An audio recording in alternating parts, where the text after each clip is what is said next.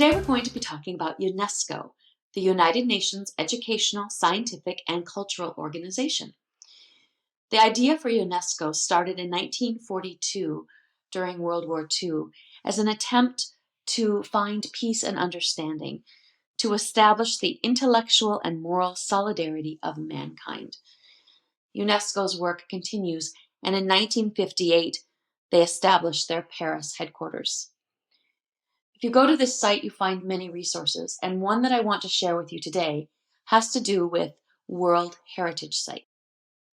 If you put interactive map in the search engine, you get this map of the world, and you can also select by properties, by states, by regions, by theme, and you can come to that particular site. So one activity that you could do with your students is for them to find a site and research it a little bit more in depth and then give a little presentation about it. There are heritage sites all over the world, and there are certain criteria that are necessary in order to become a World Heritage Site. To be included, you need to meet at least 1 out of 10 of these selected criteria. I'll just scroll through them a little bit, but you can see on the top, you can put criteria to be a World Heritage Site in your search engine if you want to find them.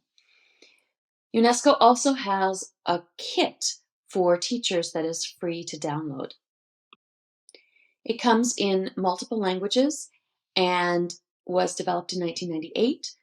It is free to download. You can look at the site on the top, and it is an interdisciplinary approach to involve teachers across the curriculum. So it works very well in our new Norwegian curriculum where we are trying to do cross-curricular topics.